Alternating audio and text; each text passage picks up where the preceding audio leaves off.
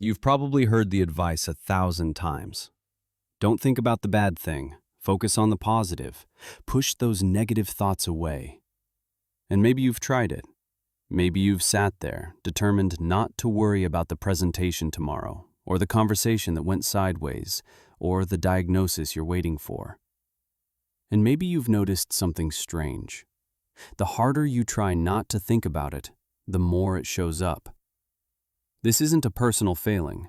It's a predictable feature of how human minds work, and it has a name. In the late 1980s, a psychologist named Daniel Wegner ran an experiment that would become one of the most replicated findings in cognitive psychology. He brought people into a lab and gave them a simple instruction. For 5 minutes, think about whatever you want, but do not think about a white bear. If the thought of a white bear comes to mind, ring this bell. People rang the bell a lot, more than once per minute on average. Then Wegener added a second phase. Now, he told them, you can think about the white bear. Go ahead, think about it as much as you like. And something unexpected happened. The people who had spent the first 5 minutes trying not to think about the bear thought about it even more in the second phase than people who'd never been told to avoid it in the first place. Suppression didn't just fail, it backfired. Wegener called this ironic process theory. The irony is that the mental system designed to help you not think about something ends up making you think about it more. Here's the mechanism.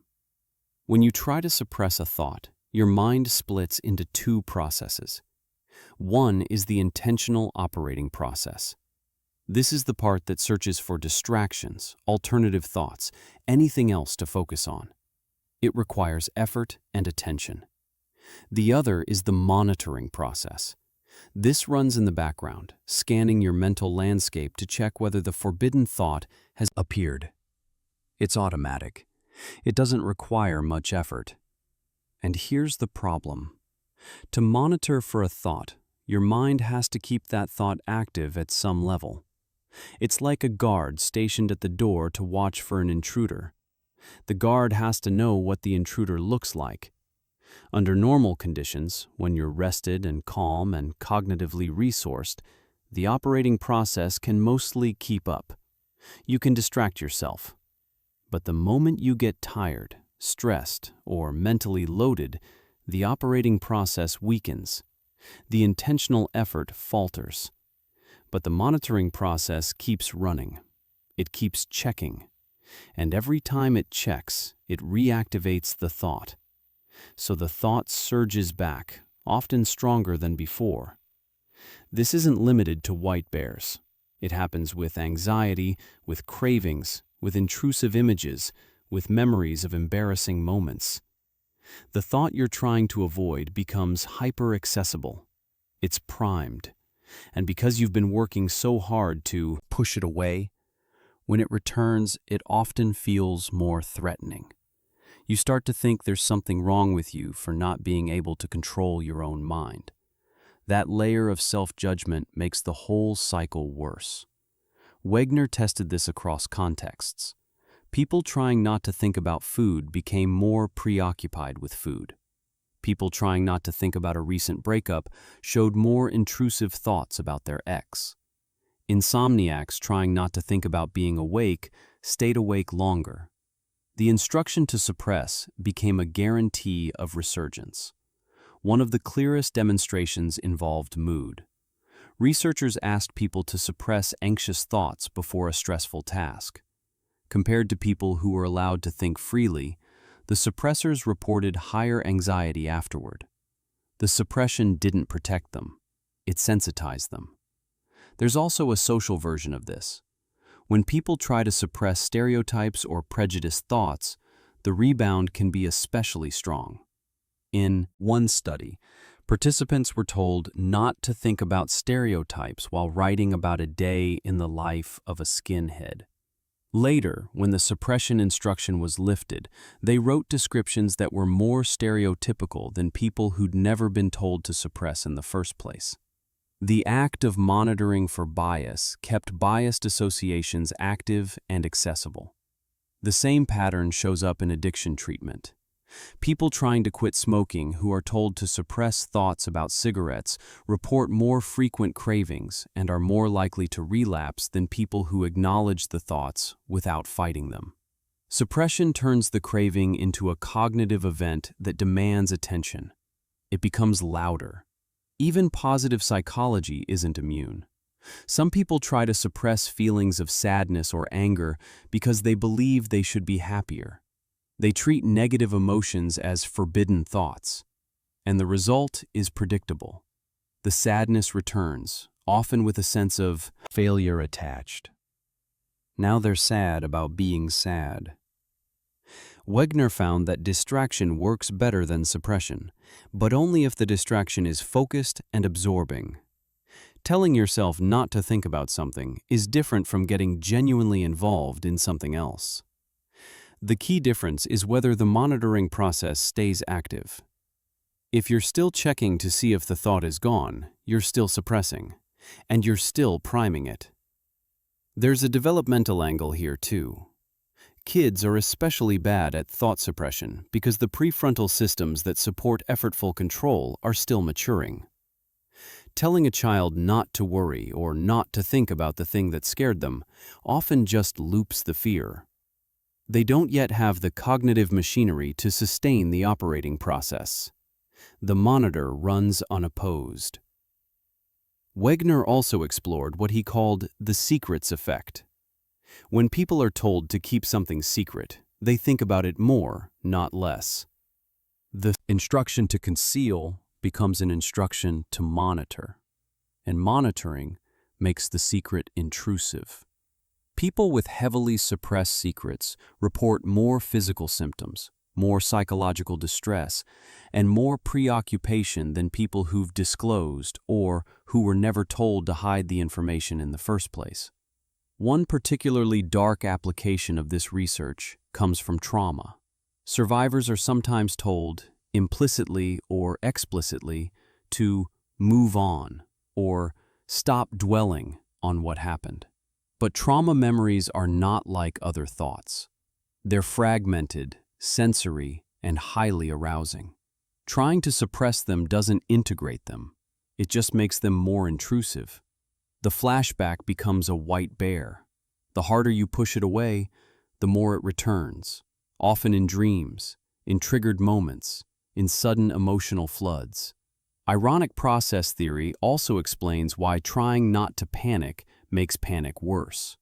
If you're in a situation that's making you anxious and you tell yourself, "Don't freak out," you've just activated a monitor for signs of freaking out. Your mind starts scanning for rapid heartbeat, shallow breathing, sweaty palms, and the act of scanning for those signs can produce them. You've created a feedback loop. Wegner tested this with public speaking. People told to relax and not be anxious before giving a speech showed more visible anxiety than people given no instruction. The effort to suppress the anxiety consumed cognitive resources they needed for the task. Their performance suffered, and the anxiety they were monitoring for became the anxiety they displayed. The research has implications for insomnia, too. One of the most common mistakes people make when they can't sleep is trying not to think about not sleeping. They monitor for signs of wakefulness. They check the clock. They notice their thoughts. And all of that monitoring keeps the mind active. Sleep requires a kind of cognitive letting go that's incompatible with suppression. The instruction, "Don't think about being awake," is a guarantee of wakefulness. Some of the most compelling evidence comes from studies of obsessive-compulsive disorder. People with OCD often have intrusive thoughts that are distressing, sometimes violent or taboo. The standard response is to try to suppress the thought. But suppression is what turns an intrusive thought into an obsession. The monitoring process never shuts off. The thought becomes stuck. Effective treatments for OCD don't teach suppression. They teach exposure and acceptance. The goal is to let the thought be there without fighting it. And when the fight stops, the thought loses its power. Wegener's work dismantled a whole genre of self-help advice. The idea that you can think yourself into a better state by refusing to think about the bad state turned out to be not just ineffective, but counterproductive. Positive thinking, when it takes the form of thought suppression, doesn't elevate mood. It traps you in a loop. This doesn't mean thoughts don't matter. They do.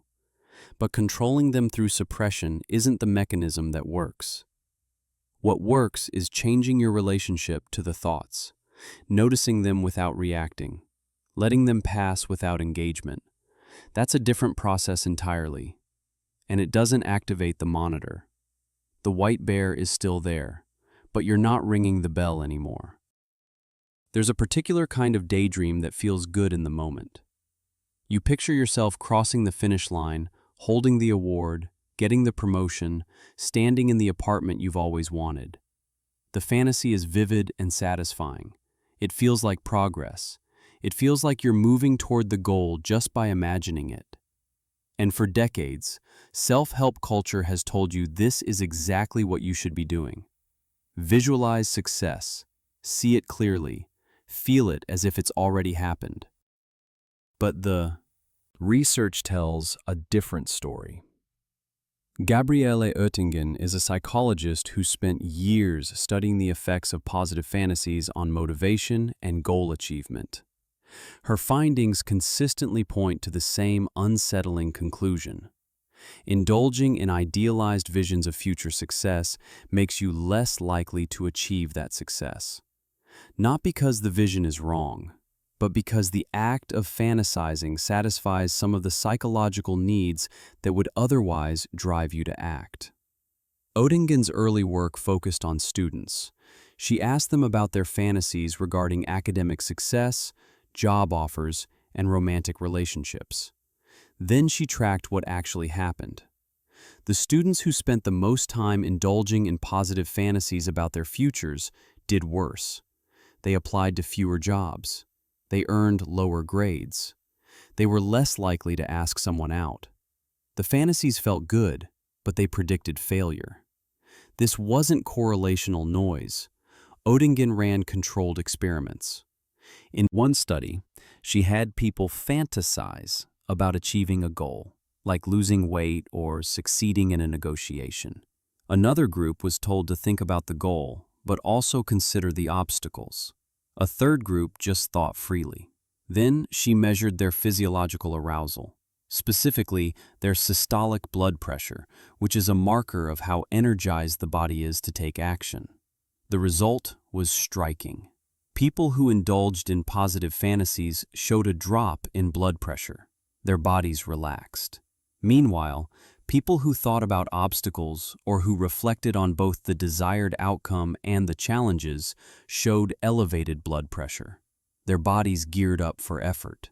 The positive fantasy signaled to the body that the goal had already been achieved. There was no need to mobilize.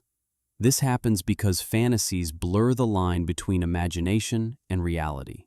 When you vividly picture success, your brain processes some of that as if it's already happening. You get a hit of satisfaction. The reward circuitry activates. And once you've felt that reward, the urgency to pursue the actual goal diminishes. You've already enjoyed the emotional payoff. Oettingen calls this the pleasurable experience of future success. It's a kind of mental consumption. You consume the success in your mind, and it reduces your appetite for the real thing. The fantasy becomes a substitute for achievement, not a precursor to it. This isn't just about effort, it's about resource allocation. When you fantasize about success, you're less likely to plan. You're less likely to anticipate problems. You're less likely to take the small, unglamorous steps that actually move you forward.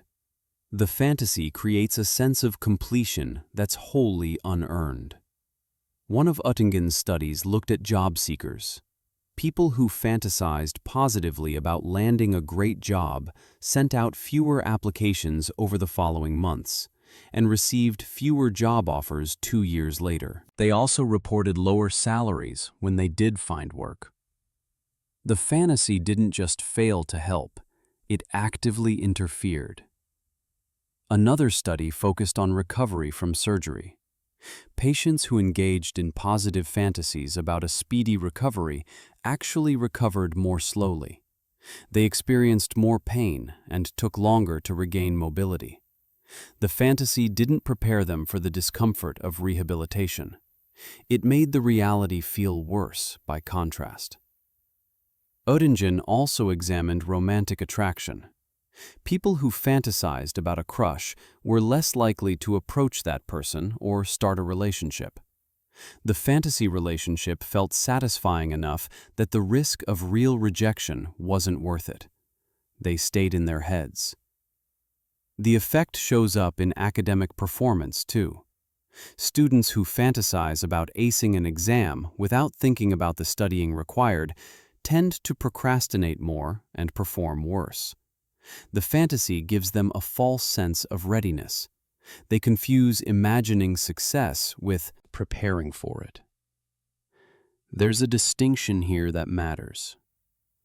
Oettingen isn't saying that thinking about your goals is bad. She's saying that indulging in fantasies, specifically idealized, obstacle-free visions of success, is demotivating. A fantasy is different from a plan. A plan includes obstacles. It includes steps. It includes contingencies.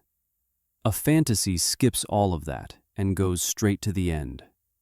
And your brain rewards you for it as if you'd done the work. This maps on to what we know about dopamine. Dopamine isn't just a reward signal. It's also a prediction error signal. When something is better than expected, dopamine spikes. When something is worse than expected, it dips. Fantasizing about success sets an expectation. And when reality doesn't match, which it often doesn't immediately, the dopamine system registers a loss. Motivation drops. Oettingen tested whether the content of the fantasy mattered. It does. Fantasies that are extremely positive and vivid are the most demotivating. Mild positive thinking doesn't have the same effect. It's the full indulgence, the sensory detail, the emotional intensity that triggers the relaxation response. If you're casually hopeful, your body doesn't treat it as mission accomplished. But if you're deeply immersed in the vision, it does. She also found that the effect is stronger for people who are already low in energy or self-control. If you're depleted, the fantasy becomes even more appealing as a substitute. It's easier to imagine success than to do the hard thing. And once you've imagined it, the hard thing feels harder because you've already gotten some of what you wanted. This has implications for therapy and coaching. A lot of motivational techniques involve visualization. Athletes are told to see themselves winning. Patients are told to imagine themselves healthy. And sometimes that works, but only when it's paired with a realistic assessment of what's required. Visualization without preparation is just fantasy. And fantasy, as Oettingen's work shows, backfires. One of her more practical findings involved students preparing for exams. Those who spent time visualizing themselves studying, not just succeeding, performed better. The difference is that visualizing the process doesn't give you the reward prematurely. It primes you for action. Visualizing the outcome gives you the reward without the action. Oettingen eventually developed a method she calls mental contrasting, which we'll return to later. But the foundational insight is this. Positive fantasies feel productive. They feel like you're doing something, but they're a cognitive dead end. They drain the energy that could have gone into actual pursuit. And the better the fantasy feels, the less likely you are to make it real. There's also a social cost. People who spend a lot of time in positive fantasies tend to share them. They talk about their plans as if they're already underway. And when you announce a goal, you often get social reinforcement. People congratulate you, they're excited for you. And that social reward further reduces the internal pressure to follow through. You've already been treated like someone who's succeeding. Odingen's research cuts against a huge cultural narrative. We've been told for generations that belief creates reality, that seeing it in your mind is the first step to making it happen. And there's a kernel of truth in that. You probably do need to believe a goal is possible before you'll pursue it. But belief isn't the same as fantasy. Belief is a stable cognitive stance. Fantasy is an emotional indulgence. The irony is that positive fantasies are often most appealing when things are hard. When you're stuck or struggling, imagining the better future feels like relief, and it is relief. But it's the kind of relief that keeps you stuck. You've borrowed the feeling of success from a future that may never arrive. And in doing so, you've reduced the chance it will. The body knows the difference between effort and ease.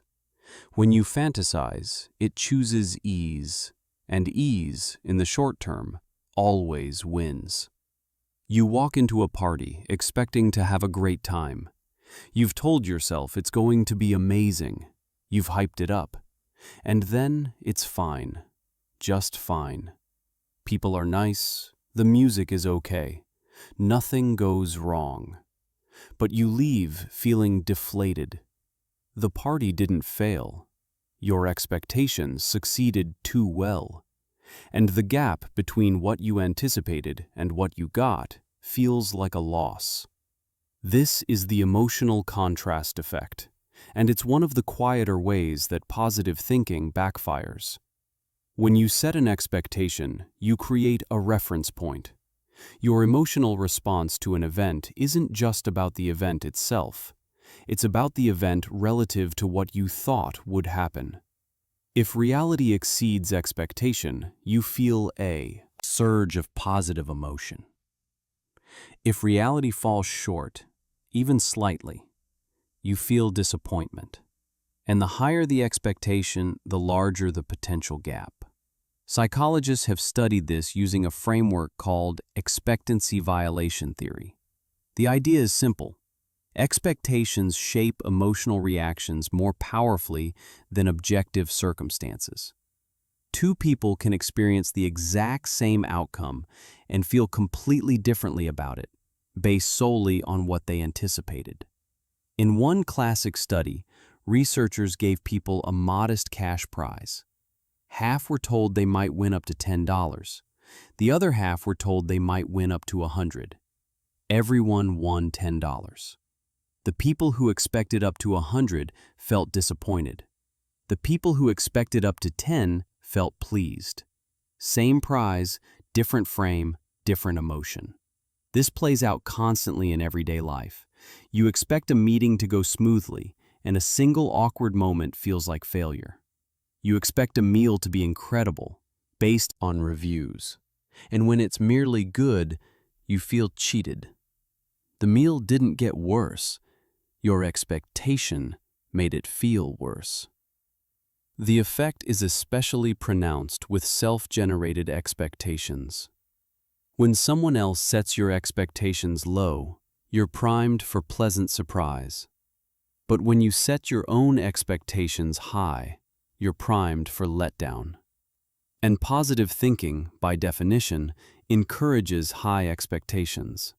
It tells you to expect the best, to believe things will work out, to stay optimistic. The problem is that optimism about outcomes doesn't change outcomes. It just changes how you'll feel about them. And if the outcome is anything less than what you envisioned, your optimism becomes a source of pain. This has been studied in the context of depression. People with depression often have a negativity bias, but they also show a heightened sensitivity to expectancy violations. When something goes worse than expected, they feel it more acutely. And here's where it gets tricky. Some therapeutic approaches encourage depressed people to think more positively. to expect better outcomes. But if those better outcomes don't materialize, the expectation can deepen the sense of hopelessness. The person now has evidence that even when they try to be optimistic, life disappoints. One longitudinal study tracked people's expectations about their careers over a decade. Those who had highly optimistic expectations early on reported lower life satisfaction later, even when their actual career outcomes were objectively good. They'd imagined something extraordinary. Reality was just ordinary. And ordinary, measured against extraordinary, felt like failure. There's a concept in behavioral economics called the hedonic treadmill. It describes how people adapt to positive changes and return to a baseline level of happiness. But expectation accelerates that process. If you expect a new job or a new relationship to be transformative, you adapt to it faster because you're constantly measuring it against the transformation you imagined. The gap never closes. Psychologists also talk about something called depressive realism. It's the finding that people with mild depression sometimes make more accurate predictions about outcomes than non-depressed people. Non-depressed people tend to be overly optimistic. They expect things to go better than they statistically will. And most of the time, that optimism protects them. But when it doesn't, the fall is steep. There's a study on Olympic athletes that illustrates this vividly. Bronze medalists reported higher satisfaction than silver medalists. The explanation is counterfactual thinking.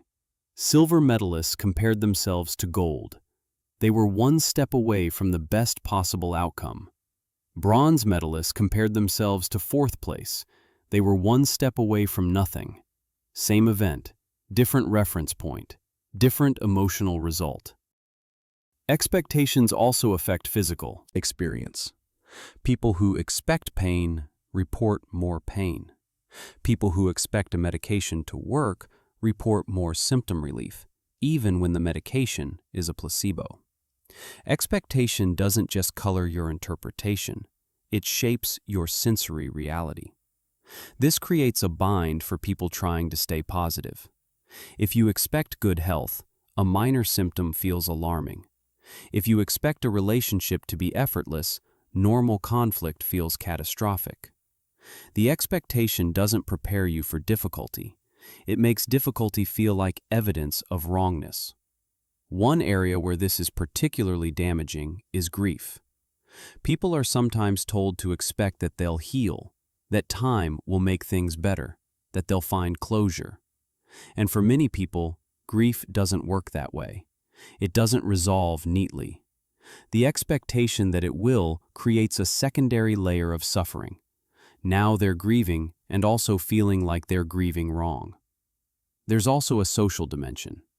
When you express high expectations, other people often try to meet them. But they can't always. A friend can't always be available. A partner can't always be attentive. A colleague can't always deliver. And when they fall short of your optimistic expectation, you feel let down. The relationship suffers not because they failed, but because your expectation was unsustainable. Researchers have found that people with more realistic expectations report greater relationship satisfaction over time. They're not constantly measuring their partner against an ideal. They're engaged with the person in front of them. The small failures don't register as betrayals. They register as ordinary human limitation. This doesn't mean you should expect the worst. Pessimism has its own costs. But there's a middle path. It's called calibrated expectation. You think about what's likely. You account for variability. You prepare for a range of outcomes. And when something good happens, it's a genuine surprise. When something disappointing happens, you're not shattered. You adjust. One experiment tested this directly. Researchers had people prepare for a job interview. One group was told to visualize success. Another was told to think realistically about what might happen. A third group did nothing special. The realistic group performed best. They anticipated possible questions. They prepared for awkwardness. They didn't inflate their expectations. And when the interview was hard, they handled it. The visualizers were rattled. They expected ease. Expectation also has a memory component. When you expect something to be great and it's not, you remember it as worse than it was. Your brain encodes the disappointment more strongly than the neutral experience. This is why overhyped movies feel like letdowns even when they're competent. The hype created an expectation the movie couldn't meet, and your memory stores the gap, not the film. There's a particularly cruel version of this in trauma recovery. People sometimes expect that once they've processed the trauma, they'll be free of it. They'll be the person they were before. And when intrusive thoughts or triggers persist, they interpret that as failure. The expectation of complete resolution made partial recovery feel insufficient. The same thing happens with therapy. People enter treatment expecting transformation, and therapy can help, but it's slow, it's uneven, there are setbacks. If your expectation is that you'll feel better quickly, every hard session feels like evidence that it's not working. The expectation undermines the process. What makes this especially insidious is that expectation feels rational. It feels like planning. You're preparing yourself for good things. But emotionally, it's a setup. You're borrowing satisfaction from a future you haven't earned yet, and when the bill comes due, the cost is disappointment. The research suggests that one of the most emotionally stable strategies is to hold goals without rigid expectations about how or when they'll be met. You can want something without insisting the universe deliver it on your timeline. You can hope without demanding. And when you do that, reality has room to surprise you. It can be better than you expected or just different. Either way, you're not measuring it against a fantasy. Positive thinking tells you to expect the best, but expecting the best sets you up to experience most outcomes as worse, and over time, that wears you down. You start to distrust your own optimism. You become cynical not because the world is bad, but because your expectations made it feel that way. The party was fine. It's your expectation that ruined it. You're having a hard day. Maybe you got bad news. Maybe you're just tired and everything feels heavy. You mention it to someone and they respond with something like, "Stay positive," or "Everything happens for a reason," or "Just look on the bright side." And instead of feeling supported, you feel dismissed. You feel like you've done something wrong by being honest. You feel like your actual experience has been erased. This is toxic positivity, and it's one of the most socially damaging forms of enforced optimism. Toxic positivity is the insistence that people maintain a cheerful outlook regardless of circumstances. It's the cultural pressure to suppress or deny difficult emotions in favor of a relentlessly upbeat facade. And while it's often well-intentioned, it does real harm to relationships, to emotional processing, and to trust. The core problem is invalidation. When someone shares a painful emotion and you respond with a platitude, you're communicating that their emotion is unacceptable. You're saying the feeling shouldn't exist. And when feelings are treated as problems to be fixed rather than experiences to be acknowledged, people stop sharing them. They go underground with their pain. And isolation makes everything worse. Psychologist Susan David has written extensively about emotional agility, which is the ability to be with your emotions rather than fighting them or denying them. Toxic positivity is the opposite of emotional agility. It's emotional rigidity disguised as optimism. It insists there's only one acceptable emotional state, and anything else is failure. This shows up everywhere. In workplaces, employees are told to stay positive while dealing with unreasonable workloads or poor management. The message is clear. Your stress isn't valid. Your frustration is unprofessional. Keep smiling. In families, children are told, "You're okay," when they're clearly not okay. The child learns that their internal experience can't be trusted. In friendships, someone going through a breakup is told, "You'll find someone better," before they've had a chance to grieve what they lost. Each of these interactions communicates the same thing. Your pain is inconvenient. Speed through it. Get to the other side. Be pleasant. One of the key findings in emotion research is that suppression doesn't work. When you try to push down a feeling, it doesn't disappear. It often intensifies, and it leaks out in other ways. Physical tension, irritability, insomnia. Avoiding suppression doesn't mean wallowing. It means acknowledging what's there. Toxic positivity prevents that acknowledgement. James Pennebaker conducted a series of studies on emotional disclosure. He found that people who wrote about traumatic experiences, honestly and without censorship, showed improved immune function, fewer doctor visits, and better psychological health compared to people who wrote about superficial topics. The act of expressing difficult emotions had measurable physical benefits. Suppressing them, on the other hand, correlated with worse health outcomes. Toxic positivity cuts off that expression. It sends the message that difficult emotions are something to be ashamed of. And shame is one of the most isolating emotions. When you feel ashamed of your sadness or your anger, you hide it. You pretend you're fine. And the pretending becomes its own source of exhaustion. This dynamic is especially harmful in the context of trauma. Trauma survivors are sometimes told they should be grateful to have survived, or that they're stronger for what they went through. These statements, even when meant kindly, minimize the reality of what happened.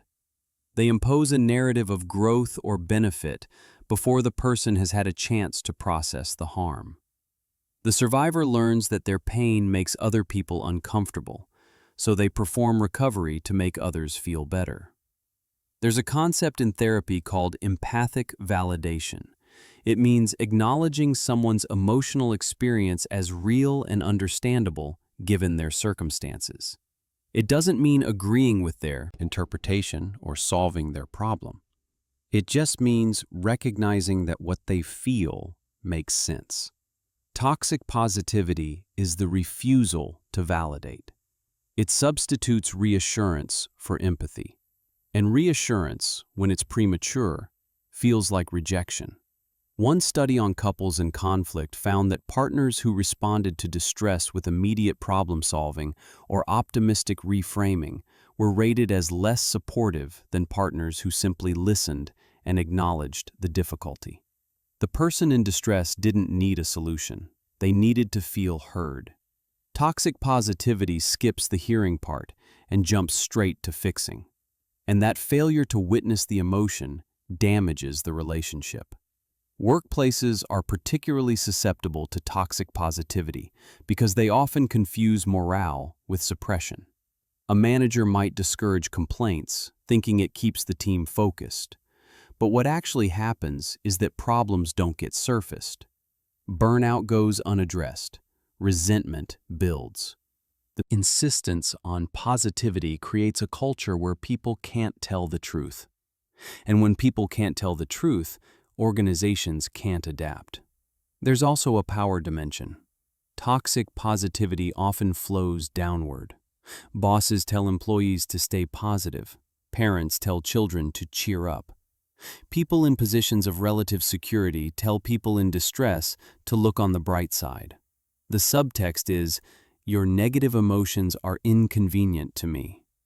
It's a way of managing someone else's discomfort by demanding they hide theirs. Researcher Brené Brown has talked about how toxic positivity is often a defense against vulnerability. When someone shares something painful, it can make us feel helpless or uncomfortable. We don't know what to do. So we try to make the feeling go away, not for their sake, but for ours. We say, "It's not that bad," or "Things will get better," because sitting with someone in their pain requires more courage than deflecting it. The cultural version of this is everywhere. Social media rewards displays of happiness and success. Sadness is treated as oversharing. Anger is tone policed. The message is that difficult emotions belong in private, if they belong anywhere at all. And that creates a distorted sense of what normal human experience looks like. People see everyone else appearing fine and conclude that their own struggles are abnormal. They're failing at something everyone else has figured out. This has a compounding effect on mental health. People who are already struggling now have an additional layer of shame. They're not just depressed or anxious. They're depressed or anxious and convinced they shouldn't be. The toxic positivity becomes internalized. They start policing their own emotions. They try to think themselves out of feelings that need to be felt. One particularly damaging version of this happens around grief. People are given a very narrow window to grieve before they're expected to move on. After a few weeks or months, friends start saying things like, "They'd want you to be happy," or "You have to let go." But grief doesn't follow a schedule. It's not linear. And the pressure to perform recovery before you're ready creates what's called disenfranchised grief. You're grieving in secret because the world has decided your grief is no longer acceptable. Another area where toxic positivity does harm is chronic illness. People with ongoing health conditions are often told to stay strong or keep fighting, as if their illness is a matter of willpower. This frames the illness as something they're failing to overcome. If they're not getting better, it must be because they're not positive enough. The toxic positivity becomes a form of blame. The alternative to toxic positivity isn't toxic negativity. It's not about wallowing or catastrophizing. It's about emotional honesty. It's about making space for the full range of human feeling. Happiness and sadness, hope and fear, gratitude and anger. All of it can coexist. None of it needs to be fixed immediately. In close relationships, this means learning to sit with discomfort. When someone you care about is in pain, the most supportive thing you can do is often just to stay present. Not to solve, not to reframe, just to say, "That sounds really hard," and mean it. That kind of witnessing is rare, and it's valuable precisely because it doesn't demand that the person be anything other than what they are in that moment. Toxic positivity erases people. It prioritizes comfort over truth, and in doing so, it makes real connection impossible. You can't be close to someone if you're only allowed to show them part of yourself. You can't trust someone who needs you to be fine all the time. The irony is that people are often more resilient when their emotions are validated than when they're dismissed. When you feel seen in your pain, you're less alone in it, and that reduces the pain's power. Toxic positivity does the opposite. It isolates you with your suffering and then blames you for having it. The bright side isn't always there, and pretending it is doesn't make it appear. It just makes the darkness harder to talk about. There's a certain kind of person who does better when they expect the worst. They run through every possible disaster before a presentation. They imagine forgetting their lines, tripping on stage, saying something mortifying. They picture the audience bored or hostile. And then, more often than not, they go out and perform well. This isn't self-sabotage. It's a functional cognitive strategy called defensive pessimism, and for some people, it works better than positive thinking ever could. Psychologist Julie Norham has spent decades researching defensive pessimism. Her work challenges the assumption that optimism is universally beneficial. What she found is that people differ in how they regulate anxiety and prepare for challenges. For some, lowering expectations and mentally rehearsing failure reduces anxiety and improves performance. For others, that same strategy would be paralyzing. The key is matching the strategy to the person. Defensive pessimists are not pessimists in the colloquial sense. They don't believe everything will go wrong. They don't give up. What they do is set low expectations and then mentally work through all the ways things could fail. This serves two functions. First, it gives them a sense of control. By imagining problems, they can prepare for them. Second, it harnesses their anxiety as a motivational tool rather than letting it become overwhelming. Norham ran studies comparing defensive pessimists to strategic optimists. Strategic optimists are people who set high expectations, don't dwell on potential problems, and use confidence to propel themselves forward. Both groups can be highly successful, but they get there differently. And crucially, when you force a defensive pessimist to adopt an optimistic strategy, their performance drops. In one experiment, Norham had defensive pessimists prepare for a dart-throwing task. Half were told to relax and think positive thoughts. The other half were allowed to think about what might go wrong. The ones who were allowed to worry performed significantly better. Their accuracy improved. The ones forced to relax did worse. The imposed optimism disrupted their natural coping mechanism. This happens because defensive pessimism transforms anxiety into action. The mental rehearsal of failure isn't passive fretting, it's active problem solving. The person thinks through what could go wrong and then plans around it. They bring extra notes, they practice more, they build in redundancies. By the time they face the actual challenge, they've already dealt with a dozen versions of it in their head. The real thing feels manageable by comparison. Strategic optimists don't need that process. Their confidence is self-reinforcing. They expect success, and that expectation frees up cognitive resources. They're not bogged down in contingency planning. They trust they'll handle whatever comes up, and for them, that works. But if you tell a defensive pessimist to just be confident, you're asking them to abandon the very mechanism that makes them effective. Norham also found that defensive pessimists tend to have higher trait anxiety. They're wired to notice threats. Telling them to stop worrying is like telling someone with sensitive hearing to stop noticing loud sounds. It's not a choice. The anxiety is there. The question is, what to do with it? Defensive pessimism channels it. Forced optimism tries to suppress it. And as we've seen, suppression backfires. There's a performative aspect to this too.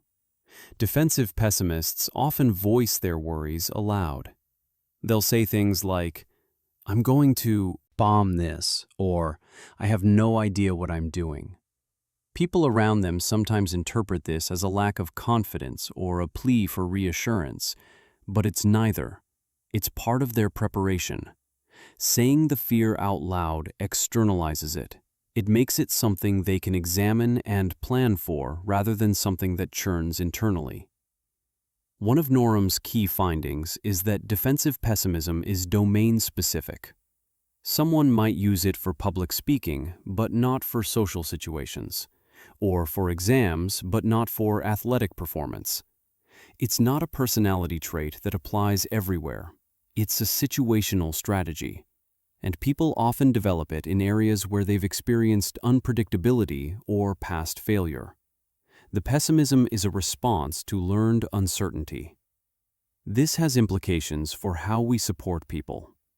If someone is using defensive pessimism and you try to cheer them up or convince them it'll be fine, you're interfering with their process. You're introducing reassurance they didn't ask for and don't need. What they actually need is space to mentally rehearse. And sometimes they need practical help with the contingencies they're worried about. There's also a social cost to forcing optimism on defensive pessimists. They start to feel misunderstood. They feel like they have to perform confidence to make other people comfortable. And that performance consumes energy they could be using to prepare. It creates a dissonance between their internal process and their external presentation. Norum distinguished defensive pessimism from rumination. Rumination is repetitive, unproductive worry. It doesn't lead to planning. It just cycles through the same fears without resolution. Defensive pessimism, on the other hand, is directed.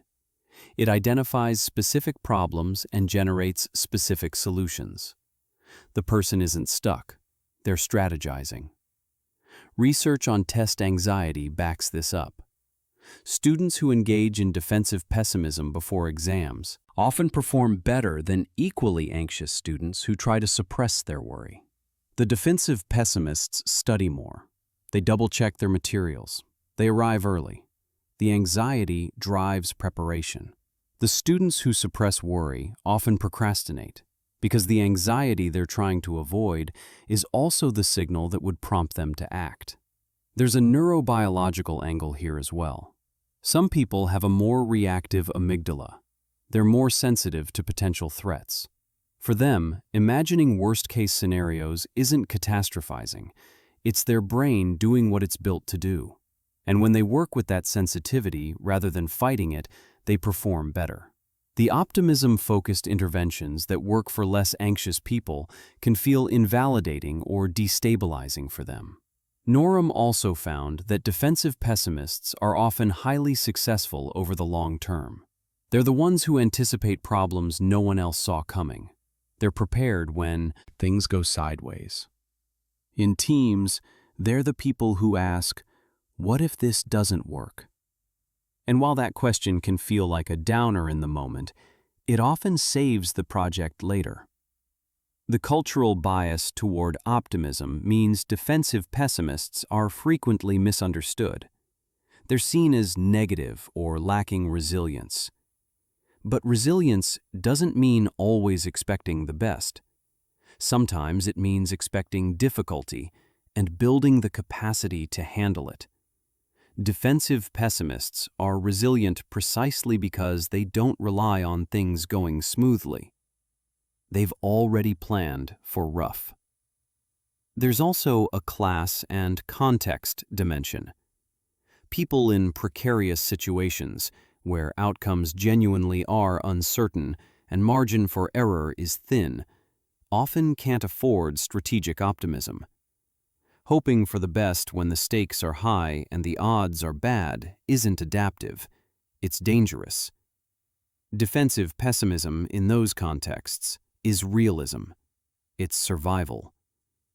Norum's work suggests that instead of pushing everyone toward positive thinking, we should help people identify which strategies actually work for them. For some, that's optimism. For others, it's defensive pessimism. For still others, it's something in between. The goal isn't to feel a certain way, it's to function effectively. And if imagining disaster helps you prepare, then imagining disaster is the right move. The problem with one-size-fits-all self-help is that it treats psychological diversity as something to be corrected. It assumes everyone should approach challenges the same way, but we don't. Some of us need to visualize success. Some of us need to visualize failure. And the people who need to visualize failure aren't broken. They're just wired differently. When you tell a defensive pessimist to think positive, you're not helping them, you're disarming them. You're taking away the tool they use to manage fear. And when the challenge comes, they're less ready, not more. Sometimes the way to feel safe enough to act is to imagine everything going wrong first, and then do it anyway. Your heart is racing. Your palms are sweating.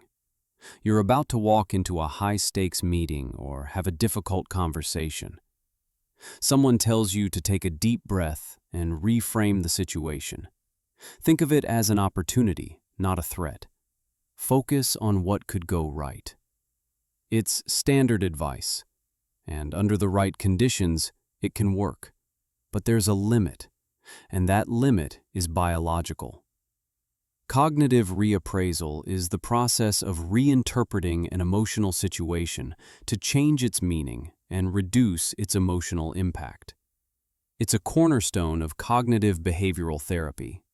The idea is that by changing how you think about something, you can change how you feel about it. And in many situations, that's true. But when stress is high and your nervous system is already activated, your capacity for reappraisal collapses. This comes down to brain architecture.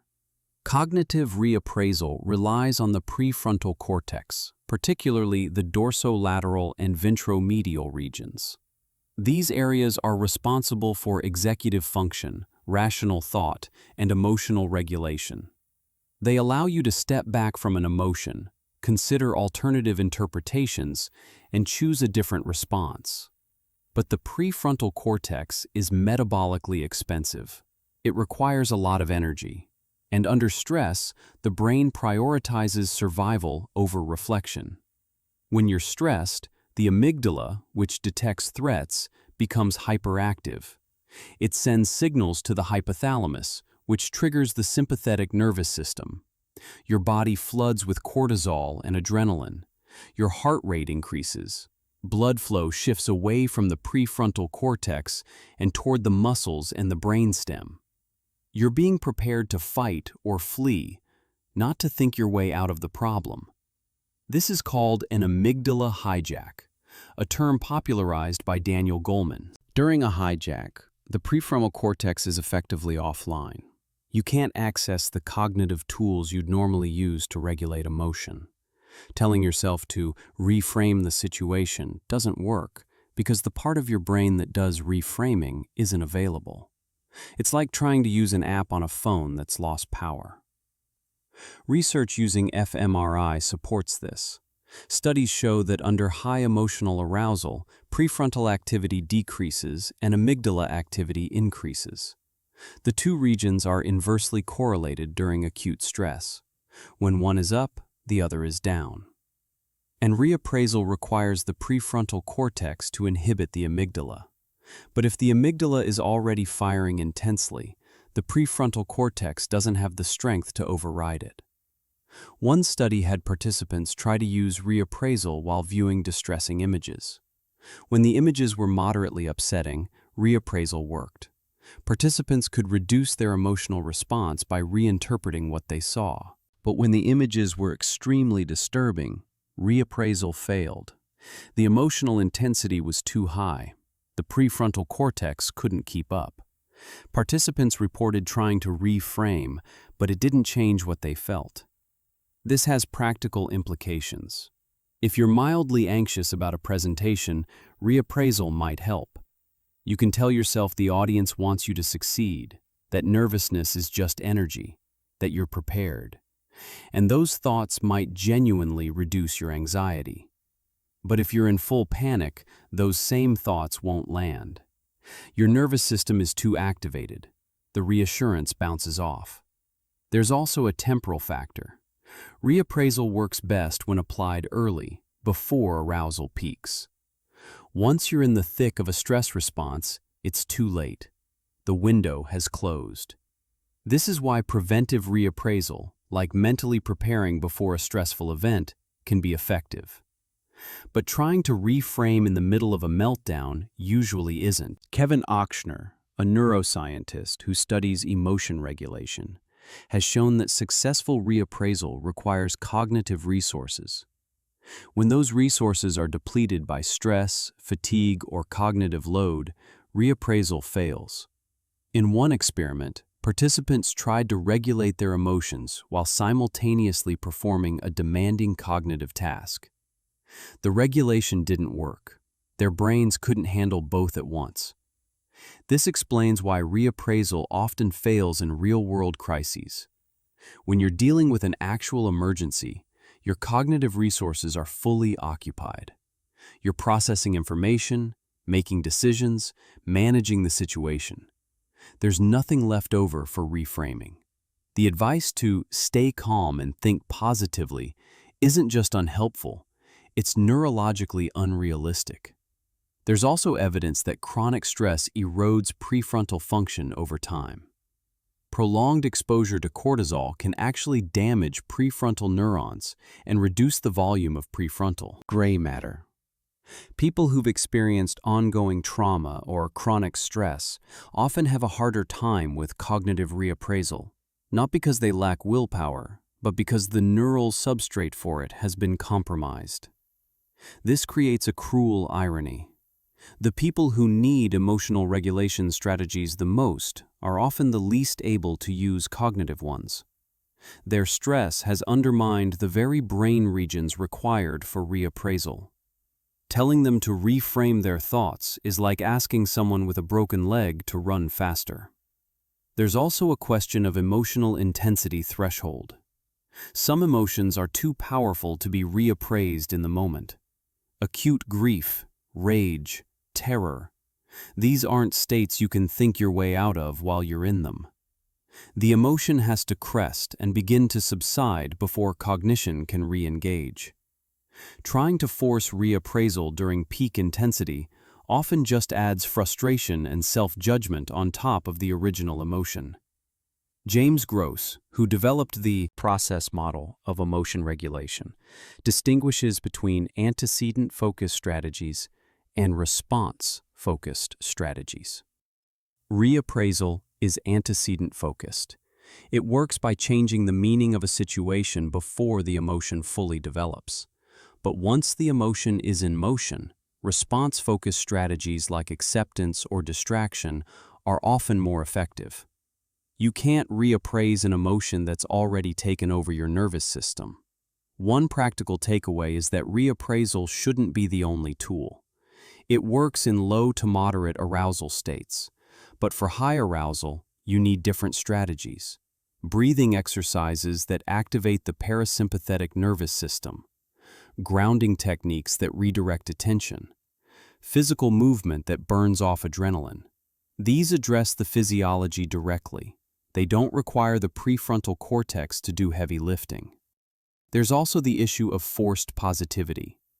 When you try to reappraise a genuinely threatening situation as benign, your body knows the difference. If you're in danger and you tell yourself everything's fine, your amygdala doesn't believe you. The mismatch between cognitive appraisal and physiological reality creates dissonance. You end up feeling anxious about being anxious, which makes everything worse. Reappraisal can also be used as avoidance. Instead of addressing the actual problem, you reframe it so you don't have to feel the emotion. This can be adaptive in the short term, but if it becomes habitual, it prevents you from processing difficult experiences. You're managing the feeling without engaging with the cause. Some people are naturally better at reappraisal than others. This seems to be partly genetic and partly learned. People who grew up in environments where emotions were discussed and validated tend to have better reappraisal skills. People who grew up in chaotic or invalidating environments often struggle more. Their baseline arousal is higher, and their prefrontal regulation is weaker. There's also cultural variation. Some cultures emphasize cognitive control and reappraisal. Others emphasize acceptance or relational support. Neither is inherently better, but the cultural expectation shapes how people approach their emotions. In cultures where reappraisal is heavily valued, people who can't do it effectively may feel additional shame. One particularly problematic application of reappraisal is in contexts of injustice. Telling someone to reframe their anger at mistreatment as an opportunity to grow or a test of character minimizes the reality of what they're experiencing. It shifts responsibility from the source of harm to the person being harmed. The reappraisal becomes a tool of control rather than genuine emotional regulation. The bottom line is that reappraisal is a high-level cognitive skill that depends on a calm enough nervous system to execute. When stress overwhelms the prefrontal cortex, that skill becomes unavailable. And pretending otherwise doesn't help. It just sets people up to fail at something their brain is temporarily incapable of doing. If you're in the eye of the storm, you can't reframe your way out. You have to ride it through.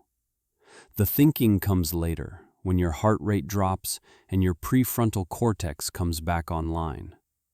Until then, the best you can do is breathe, stay safe, and wait for your brain to be yours again.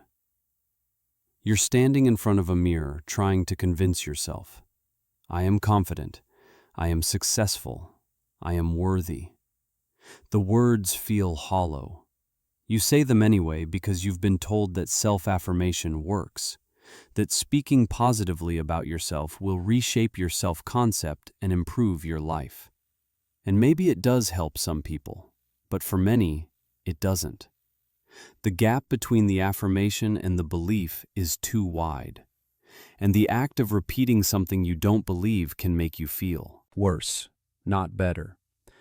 This is the problem with self-affirmation as it's commonly practiced.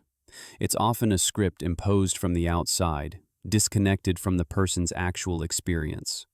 It asks you to declare something that isn't true yet and hope that repetition makes it real. But the mind doesn't work that way. When you tell yourself something that contradicts your deeply held self-perception, you don't internalize the affirmation. You reject it. And the rejection reinforces the original belief. Psychologist Joanne Wood studied this directly. She had people with low self-esteem repeat the affirmation, I am a lovable person. Then she measured their mood. Counterintuitively, the affirmation made them feel worse. It highlighted the distance between the statement and their actual self-view. Every repetition was a reminder of what they didn't believe about themselves. The affirmation became a form of self-confrontation, and it hurt. People with high self-esteem, on the other hand, felt slightly better after the affirmation. For them, the statement aligned with existing beliefs. It wasn't aspirational, it was confirmatory. The same words had opposite effects depending on who was saying them. This suggests that generic positive affirmations are most helpful to people who need them least. The people who already feel good about themselves can use affirmations to maintain that feeling.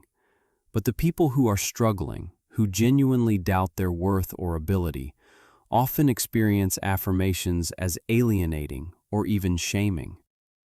There's a concept in psychology called cognitive dissonance. It's the discomfort you feel when you hold two conflicting beliefs.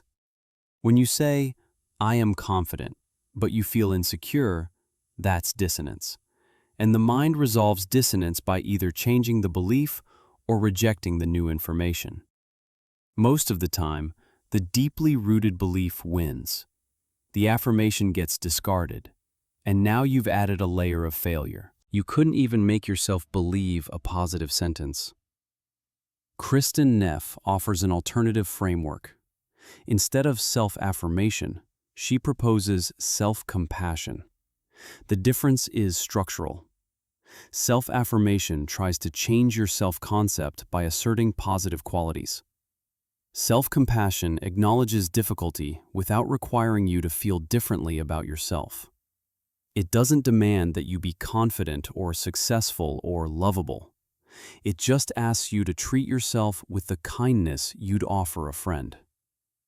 Self-compassion has three components. The first is self-kindness, which means responding to your own suffering with warmth rather than criticism. When you fail or hurt, instead of saying, "I should be better," you say, "This is hard and it's okay that I'm struggling." The second is common humanity, which means recognizing that suffering and imperfection are part of being human. You're not uniquely broken. Everyone struggles. The third is mindful awareness, which means noticing your pain without suppressing it or over-identifying with it. You feel what you feel, but you don't let it define you entirely. Neff's research shows that self-compassion correlates with better mental health outcomes than self-esteem. People high in self-compassion are less anxious, less depressed, and more resilient after failure. And unlike self-esteem, which often depends on comparing yourself favorably to others or meeting external standards, self-compassion is unconditional. It doesn't require you to be good at something. It just requires you to be human. One reason self-compassion works where affirmations fail is that it doesn't create dissonance. You don't have to believe you're wonderful. You just have to accept that you're struggling and that struggling is allowed. There's no gap to bridge. The statement matches the reality. Self-compassion also reduces the need for defensiveness. When you affirm yourself by insisting, "You're great," you have to protect that identity. Criticism becomes a threat. Failure becomes evidence against the affirmation. But when you approach yourself with compassion, failure doesn't threaten your worth. It's just part of the process. You can acknowledge mistakes without collapsing. There's neurobiological evidence for this too. Self-compassion activates the caregiving system in the brain, which is associated with warmth, safety, and soothing. Self-affirmation, especially when it feels forced, can activate threat responses because of the dissonance. You're fighting yourself. Self-compassion is cooperative. You're on your own side. Neff also found that self-compassion doesn't lead to complacency, which is a common fear. People worry that if they're kind to themselves, they'll stop trying to improve. But the research shows the opposite. People with high self-compassion are more likely to take responsibility for their mistakes, more willing to try again after failure, and more motivated to pursue meaningful goals. They're not protecting a fragile ego. They're secure enough to be honest about where they need to grow. Self-affirmations can also become a form of spiritual bypassing, a term coined by psychologist John Wellwood. It means using positive thinking or spiritual practices to avoid dealing with actual problems. Instead of addressing why you feel unworthy, you just repeat that you're worthy and hope the feeling goes away. But the underlying issue remains. The affirmation becomes a band-aid on a wound that needs stitches. Self-compassion doesn't bypass. It engages. It asks you to look at the pain and meet it with kindness. That's harder in some ways because you're not pretending everything's fine. But it's more effective because you're actually processing the difficulty instead of papering over it. There's also a social component. Affirmations are often solitary. You say them to yourself alone, trying to convince yourself of something. Self-compassion can be relational. You can receive compassion from others. You can practice it in community. It's not about propping up a self-image. It's about being held in your humanity. One study compared self-affirmation to self-compassion in the context of body image. Women were asked to either repeat affirmations about their appearance or practice self-compassion exercises. The self-compassion group showed greater improvements in body satisfaction and less appearance-based anxiety. The affirmation group showed minimal change and, in some cases, increased self-consciousness. The affirmations drew attention to the insecurity without offering a way to process it. Another key difference is that self-compassion allows for ambivalence. You can feel both proud of your effort and disappointed in the outcome. You can recognize your strengths and your limitations. Affirmations tend to be binary. You're either confident or you're not. You're either successful or you're not. Self-compassion makes room for complexity. There's also the issue of authenticity. Many people instinctively resist affirmations because they feel fake, and that instinct is valid. If the words don't match your experience, saying them doesn't make you more authentic. It makes you less. Self-compassion, because it starts with what's actually true, that you're hurting, that you're imperfect, that you're trying, feels more honest. And honesty is grounding. Neff's work has been applied in schools, workplaces, and clinical settings. Teachers who practice self-compassion report less burnout. Employees show more engagement. Therapy clients make faster progress. The shift from "I need to be better" to "I'm doing my best and that's enough" reduces the constant self-monitoring that exhausts people. This doesn't mean affirmations never work. For some people, in some contexts, they do. But they work best when they're personalized, when they reflect something the person actually believes or is on the edge of believing. A blanket affirmation like "I am powerful" might fall flat. But something more specific and credible, like "I handled that conversation better than I thought I would," can reinforce real progress. The problem is that self-affirmation has been packaged and sold as a universal solution. Say these words and you'll transform. But transformation doesn't come from repetition. It comes from genuine shifts in how you relate to yourself. And for most people, that shift is more accessible through compassion than through assertion. You don't need to convince yourself you're flawless. You just need to stop treating yourself like you're unforgivable. That's the difference. And it's the difference that matters. You want to lose 20 pounds, so you imagine yourself lighter, healthier, wearing clothes that fit the way you want them to. You picture the moment you step on the scale and see the number you've been hoping for. It feels good. It feels motivating. And then you sit down with a bowl of ice cream because the visualization made you feel like you'd already succeeded. This is where positive thinking about outcomes meets planning about process. And the difference between the two determines whether goals actually get achieved. Gabriele Oettingen, whose work we touched on earlier, developed a method called mental contrasting. It's designed to bridge the gap between fantasy and reality. The process is simple. You identify a desired outcome. You imagine it vividly, allowing yourself to feel the positive emotion. And then, critically, you shift to imagining the obstacles that stand between you and that outcome. Not just acknowledging that obstacles exist, but mentally walking through them in concrete detail. This creates a connection in your mind between the wish and the work. The fantasy doesn't stay abstract. It gets tethered to the actual steps and difficulties involved. And that tethering shifts your nervous system from relaxation to activation. Your body understands there's something to be done. Oettingen tested this with students preparing for exams. One group fantasized about acing the test. Another group only thought about obstacles. A third group did mental contrasting, imagining both success and the barriers. The mental contrasting group studied more hours, started earlier, and performed better. The pure fantasy group studied the least. The obstacles-only group felt discouraged and also underperformed.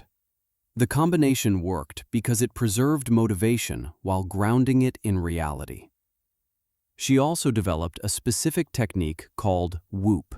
It stands for Wish, Outcome, Obstacle, Plan. You start by identifying a wish, something you genuinely want. Then you imagine the best outcome if that wish is fulfilled. You let yourself feel it. Then you identify the main internal obstacle, the thing within you that's most likely to interfere. Not external barriers, but your own behavior or mindset. Finally, you create an if-then plan. If the obstacle arises, then you'll do a specific action to overcome it. The if-then structure is critical. It's called an implementation intention, a concept developed by psychologist Peter Gollwitzer. Implementation intentions are more effective than general goals because they automate the decision-making process. You're not relying on willpower in the moment. You've already decided what you'll do. When the obstacle appears, the plan kicks in. For example, if your wish is to exercise regularly and your obstacle is feeling too tired after work, your if-then plan might be, if I feel too tired after work, then I'll change into workout clothes immediately and go for a 10-minute walk. The plan is specific. It names the obstacle and pairs it with a concrete, manageable action. You're not fighting your tiredness. You're working with it. Research on implementation intentions shows they increase follow-through across a wide range of behaviors. People are more likely to vote if they've made an if-then plan about when and how they'll get to the polling place. They're more likely to take medication on schedule if they've linked it to a specific daily routine. They're more likely to exercise, eat healthier, and complete difficult tasks. The automaticity reduces the cognitive load. You don't have to decide. You just execute. Mental contrasting without the plan can backfire. If you imagine the obstacles but don't prepare for them, you just feel overwhelmed. The obstacles seem insurmountable. You disengage. This is why the full WOOP process matters. The wish and outcome provide motivation. The obstacle provides realism, and the plan provides agency. Uttingen found that mental contrasting works better for goals that are challenging but achievable. If a goal is completely out of reach, mental contrasting helps you recognize that and let it go. You imagine the outcome, you imagine the obstacles, and you realize the gap is too large. That's useful too. It prevents you from wasting energy on fantasies that will never materialize. Mental contrasting clarifies which dreams are worth pursuing. There's also evidence that WOOP works across cultures and age groups. Uttingen has tested it with children, adolescents, adults, and older adults. It's been applied to academic goals, health behaviors, interpersonal conflicts, and time management. The structure is flexible enough to fit different contexts, but specific enough to produce consistent results. One study looked at people trying to eat healthier. The WOOP group identified their wish, imagined the outcome, named their obstacle, often something like craving junk food in the evening, and made a plan, like, if I crave junk food after dinner, then I'll drink a glass of water and eat an apple. They consumed significantly fewer unhealthy snacks over the following weeks compared to a control group that only set general intentions to eat better. Another study focused on students managing their time. The students who used WOOP to prepare for the week spent less time procrastinating and more time on meaningful tasks. They anticipated specific obstacles like getting distracted by their phone and created specific plans, like putting their phone in another room during study sessions. The mental rehearsal made the behavior more automatic when the moment arrived. Mental contrasting also improves emotional regulation. One experiment had people use WOOP to manage interpersonal stress. They identified a stressful relationship, imagined a positive outcome, identified their internal obstacle, often reacting defensively or shutting down, and created a plan for responding differently. They reported better interactions and felt more in control. The neuroscience backs this up. When you create an implementation intention, you're essentially preloading a behavioral response. The if-then pairing creates an associative link in memory. When the if situation occurs, it automatically cues the then behavior. This bypasses the need for effortful decision-making, which is where people often fail. Willpower is a limited resource. Automation isn't. There's also a motivational benefit. When you've thought through the obstacles and made a plan, the obstacles feel less threatening. You're not hoping they won't appear. You're ready for them. This reduces anxiety and increases confidence. Not the hollow confidence of positive affirmations, but the grounded confidence of preparation. Oettingen contrasts WOOP with both pure positive thinking and pure problem-focused thinking. Positive thinking alone, as we've seen, leads to passivity. You feel good without acting. Problem-focused thinking alone can lead to rumination. You see the obstacles, but feel powerless. WOOP combines the energizing effect of imagining success with the grounding effect of anticipating difficulty. And then it adds agency through the plan. One particularly effective application is in breaking habits. If you want to stop checking your phone constantly, you might wish for more focus. Imagine the outcome of deep work. Identify the obstacle of boredom or anxiety, and create a plan like, if I feel the urge to check my phone, then I'll take 3 deep breaths and refocus on my task. The urge becomes a cue for the breath, not for the phone. Mental contrasting also helps with goal prioritization. When you walk through the obstacles for multiple goals, some goals reveal themselves as not worth the effort. The obstacles are too large, or the outcome isn't compelling enough. That's valuable information. It lets you concentrate resources on goals that matter and are achievable. There's a simplicity to WOOP that makes it accessible. You don't need a therapist or a coach. You can do it in a few minutes, and you can repeat it as often as needed. It's a thinking tool that translates directly into behavior. The contrast with affirmations is stark. Affirmations try to change how you feel about yourself. WOOP changes what you do. Affirmations are about identity. WOOP is about action. And action, ultimately, is what changes outcomes. The research suggests that the people who succeed at difficult goals aren't the ones who believe most strongly they'll succeed. They're the ones who anticipate failure points and plan around them. They're the ones who turn obstacles into triggers for adaptive behavior. They don't avoid thinking about what could go wrong. They use it. Positive thinking says, imagine the finish line. Mental contrasting says, imagine the finish line. Then imagine the wall you'll hit at mile 18. Then decide exactly what you'll do when you hit it. One feels better in the moment. The other, actually, gets you across. You're anxious about an upcoming event. Your mind keeps circling back to it, spinning out worst-case scenarios, rehearsing conversations that haven't happened yet. You try to stop. You tell yourself it's irrational. You attempt to replace the anxious thoughts with calmer ones, and the anxiety doesn't budge. In fact, it might get worse.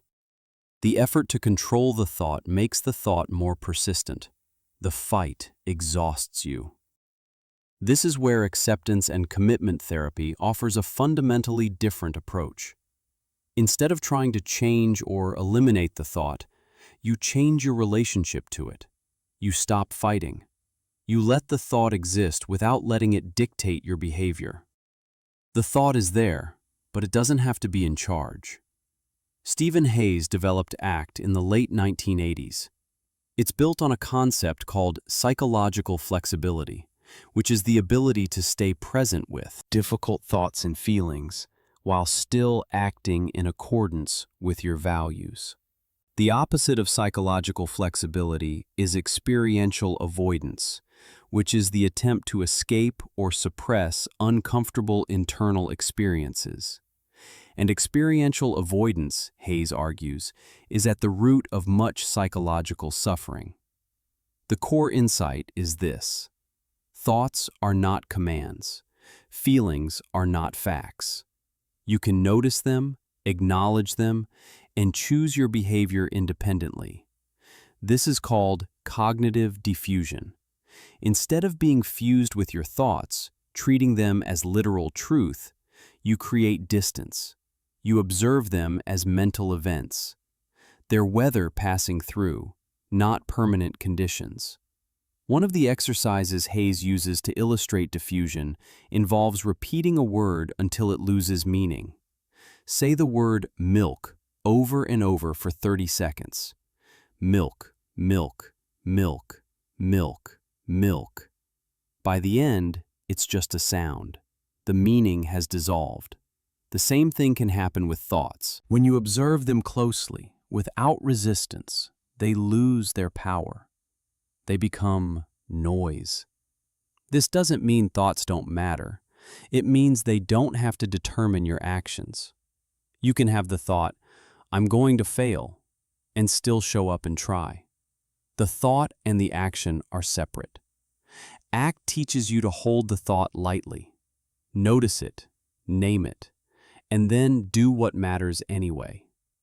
Hayes also emphasizes values over goals.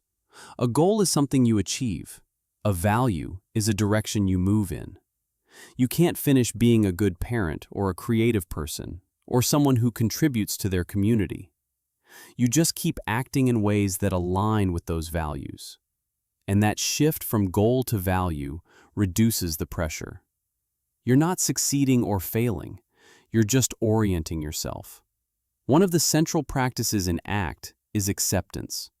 Not resignation, but active willingness to experience what you're experiencing. If you feel anxious, you feel anxious.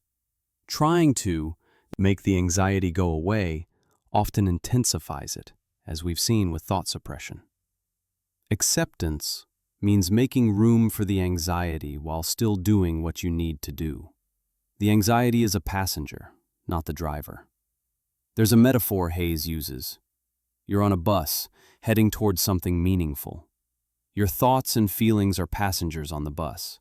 Some of them are loud and obnoxious. They yell at you. They tell you to turn around. But you don't have to listen. You can let them yell while you keep driving. Research on ACT shows it's effective for a wide range of conditions. Chronic pain, where acceptance reduces suffering even when the pain itself doesn't change. Anxiety disorders, where diffusion reduces the impact of intrusive thoughts.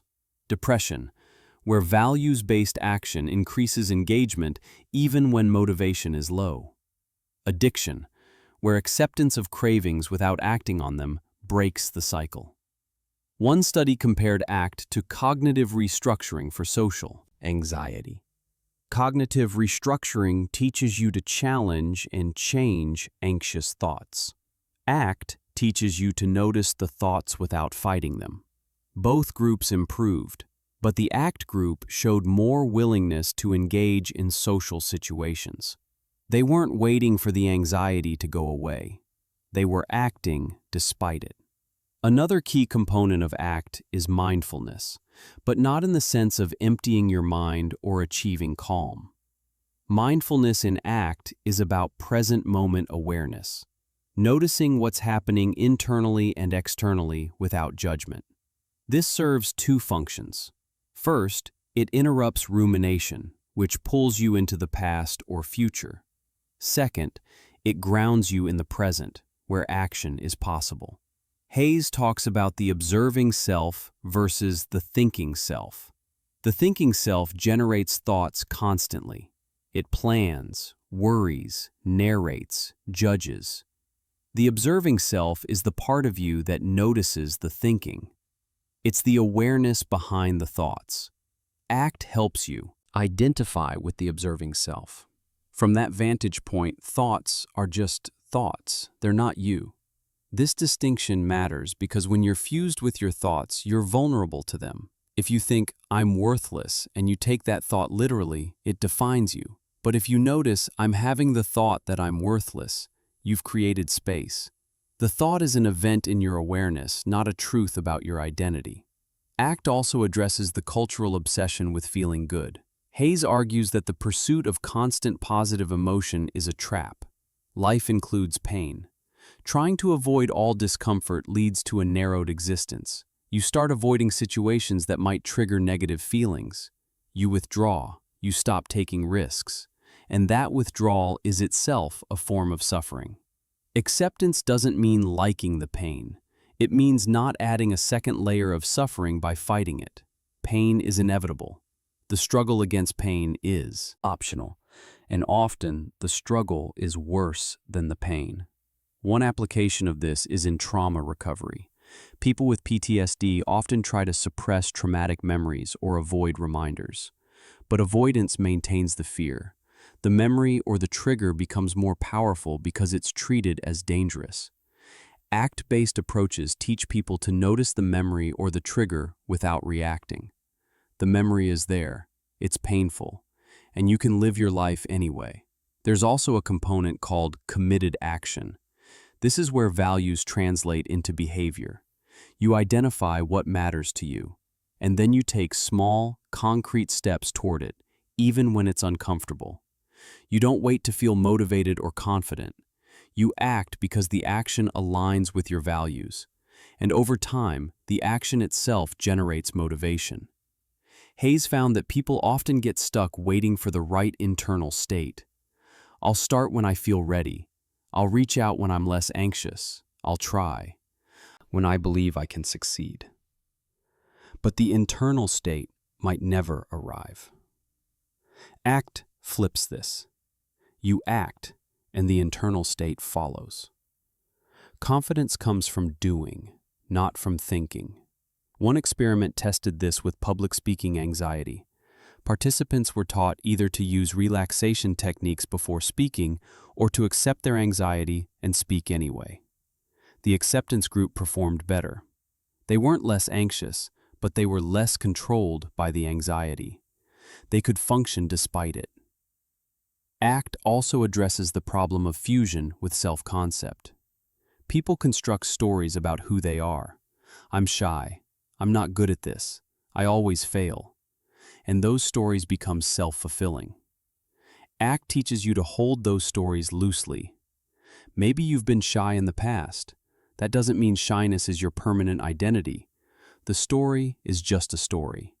You can write a different one through your actions.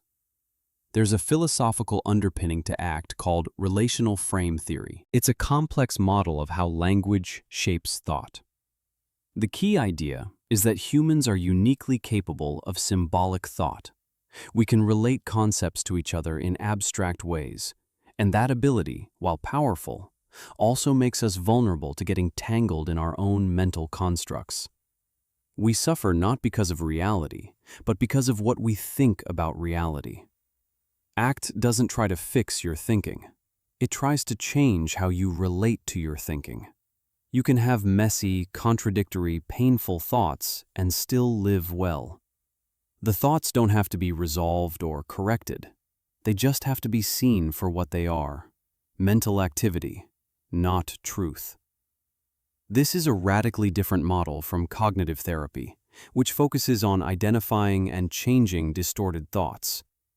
ACT says the thoughts might be distorted, but fighting with them often backfires. Let them be distorted. Let them be irrational, and act on what matters anyway. The evidence suggests this works. ACT has comparable effectiveness to CBT for many conditions, and in some cases it works better for people who haven't responded to traditional approaches. The flexibility is the key. You're not locked in a battle with your own mind. You're navigating life with your mind as a companion, sometimes helpful, sometimes not, but always just one source of information among many. The thought says you can't. The value says it matters, and you decide which one guides your next step. Something terrible happens. Maybe it's an accident, an illness, a betrayal, a loss. The pain is real and deep, and at some point someone says something meant to comfort. You'll grow from this. It'll make you stronger. Everything happens for a reason. And even though they mean well, it lands wrong. Because you're still in the wreckage. You haven't grown yet. You're just hurt. This is the tension around post-traumatic growth. It's real. People do sometimes emerge from suffering with new strengths, deeper relationships, a changed sense of what matters. But growth isn't automatic. It's not guaranteed, and it doesn't erase the trauma. The idea that pain always leads to something positive is not only false, it's harmful when imposed prematurely. Richard Tedeschi and Lawrence Calhoun developed the concept of post-traumatic growth in the mid-1990s. They studied people who'd experienced severe trauma, loss of a loved one, life-threatening illness, assault, disaster. And they found that a significant portion reported positive changes alongside their suffering. Not instead of suffering, but in addition to it. The changes fell into 5 categories: increased personal strength, closer relationships, greater appreciation for life, new possibilities or directions, deepened spirituality or existential understanding. These weren't trivial shifts. People described fundamental transformations in how they saw themselves and the world. But Tedeschi and Calhoun were careful to distinguish growth from resilience. Resilience is bouncing back to where you were. Growth is moving beyond. And growth requires something resilience doesn't. It requires the trauma to have shattered your previous assumptions about the world. If your worldview remains intact, you recover, but you don't transform. Growth happens when the trauma forces you to rebuild your understanding of reality. This is called schema disruption. You have core beliefs about safety, fairness, control, predictability. Trauma violates those beliefs. The world isn't safe. Bad things happen randomly. You can't always protect the people you love. And when those beliefs collapse, you're left in a state of cognitive dissonance. The old framework doesn't work anymore. You need a new one. The process of building that new framework is where growth can occur. But it's effortful, it's painful.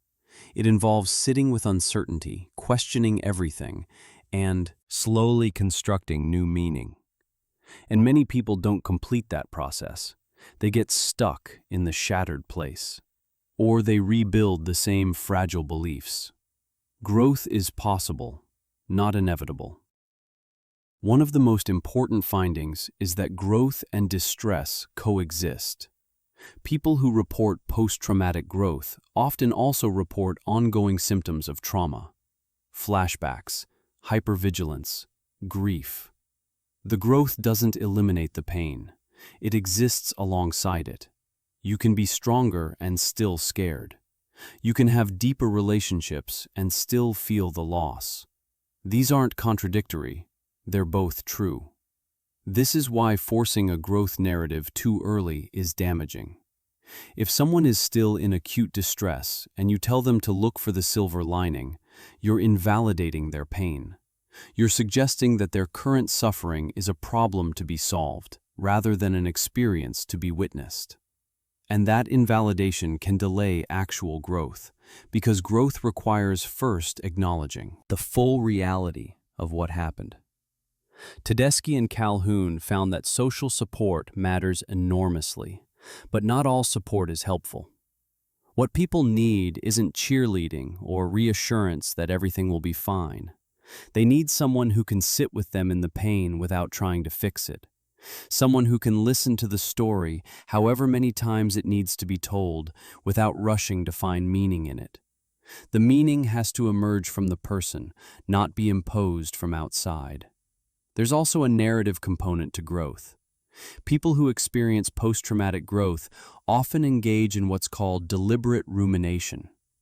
This is different from intrusive rumination, where the trauma replays involuntarily.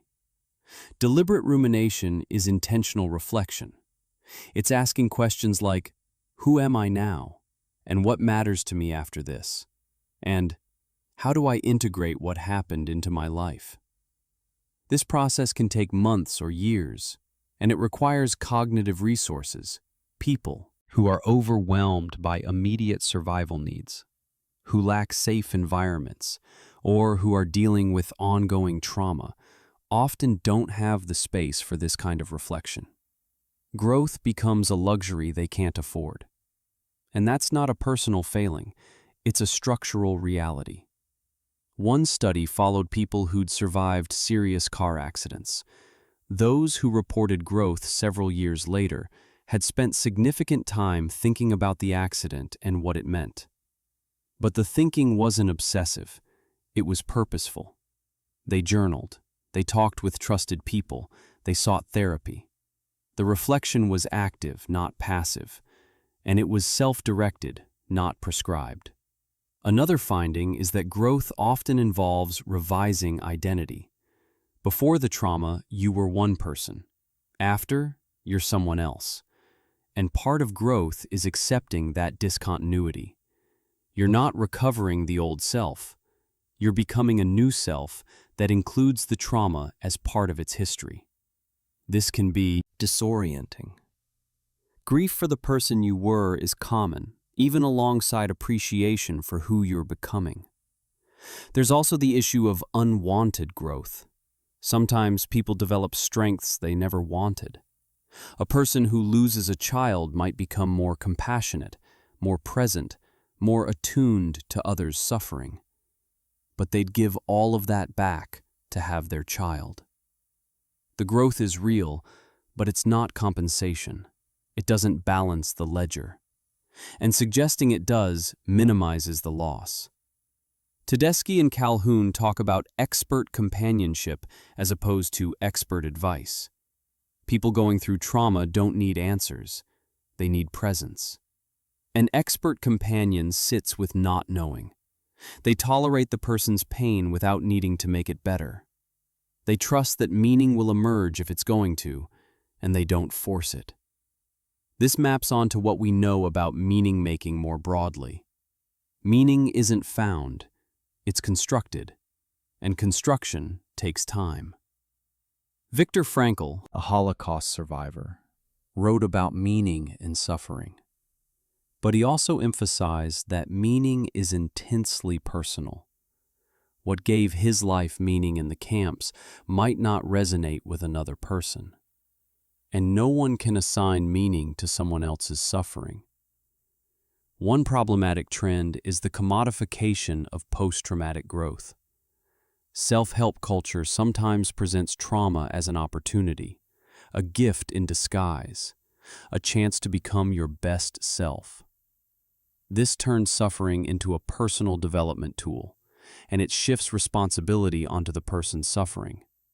If you don't grow, you've wasted your trauma. That's not just unhelpful, it's cruel.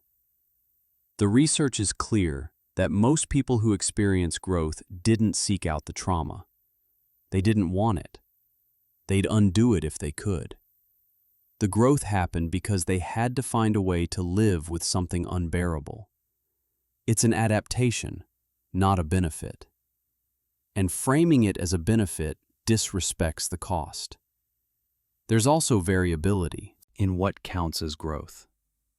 For some people, it's major life changes, career shifts, relocation, ending or beginning relationships. For others, it's subtler, a shift in priorities, less tolerance for superficiality, more willingness to be vulnerable. Growth doesn't have to be dramatic to be real. One study on cancer survivors found that those who reported growth weren't necessarily happier than those who didn't. But they did report a stronger sense of purpose. They felt their lives had direction. They knew what mattered. And that sense of purpose, even in the absence of constant happiness, contributed to a kind of deep satisfaction.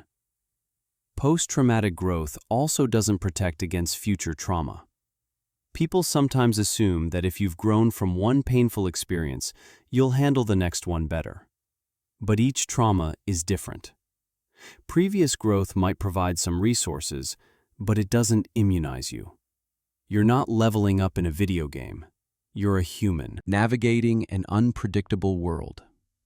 The paradox is that the conditions that make growth possible, things like safety, support, time, and cognitive space, are the same conditions that might have prevented the trauma in the first place. The people most likely to experience growth are often those with the most resources. And the people who need growth most, who are dealing with compounded trauma and instability are least able to access it. This doesn't mean growth is only for the privileged, but it does mean we shouldn't romanticize trauma as a path to transformation. Trauma is destructive. Growth, when it happens, is what people manage to salvage. And sometimes there's nothing to salvage. Sometimes trauma just breaks things, and that's the truth we have to sit with. If growth comes, it comes slowly. It comes through the painful, repetitive work of making sense of the senseless. It comes through rebuilding a self and a world that feel coherent again. And it's allowed to coexist with rage, with grief, with the wish that none of it had ever happened. You can be grateful for who you've become and still furious about what it cost. Both are true, and neither one makes the other go away. You've been told your whole life that thinking positively will make things better. That if you just focus on the good, refuse to dwell on the negative, and keep your expectations high, you'll be happier and more successful. And maybe you've tried. Maybe you've spent years pushing away uncomfortable thoughts, visualizing ideal outcomes, repeating affirmations that never quite felt true. And maybe it hasn't worked the way you were promised. That's because positive thinking, as it's commonly practiced, misunderstands how minds work. It treats thoughts as the problem and optimism as the solution. But thoughts aren't the problem. Fighting them is. And optimism isn't the solution when it disconnects you from reality, drains your motivation, sets you up for disappointment, or silences your pain. The research is clear. Suppressing negative thoughts makes them more intrusive, not less. Indulging in positive fantasies reduces the energy you need to pursue your goals.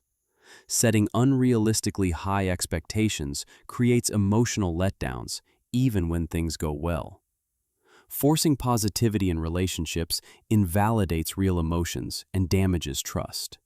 And telling yourself you're confident when you don't believe it just highlights the gap between the affirmation and the truth. None of this means you should be pessimistic. It means you should be honest. Honest about what you're feeling. Honest about what's hard. Honest about the obstacles between you and what you want. Because honesty is what allows you to actually address problems, instead of pretending they don't exist. The alternative isn't more positive thinking, it's psychological flexibility. It's the ability to hold difficult thoughts and feelings without being controlled by them. To notice anxiety without letting it dictate your choices. To acknowledge pain without letting it define you. To act according to your values even when your mind is telling you it won't work. This requires letting go of the idea that you have to feel a certain way before you can do what matters. You don't need confidence to start. You don't need to eliminate doubt before you try. You can carry fear and still move forward. You can hold disappointment and still show up. The feelings are passengers, not drivers. It also requires recognizing that some strategies work for some people and not for others. Defensive pessimists perform better when they anticipate problems. Strategic optimists do better when they expect success. There's no universal script. The goal isn't to think positively. It's to think in ways that actually help you function. What does help is mental contrasting. Imagining what you want and then immediately imagining the obstacles. Not to discourage yourself, but to prepare.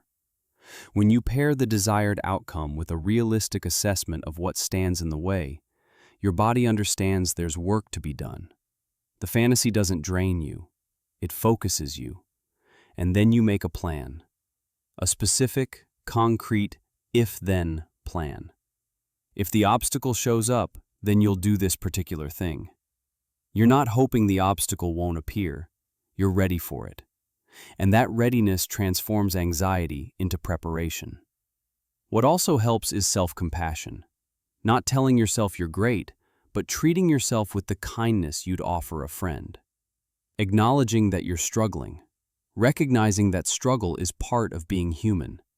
Staying present with your experience without suppressing it or drowning in it. Self-compassion doesn't require you to feel differently. It just asks you to stop treating yourself like the enemy. And it helps to understand that meaning doesn't come from pretending trauma didn't hurt. It comes from slowly, painfully integrating what happened into a life that can still have purpose.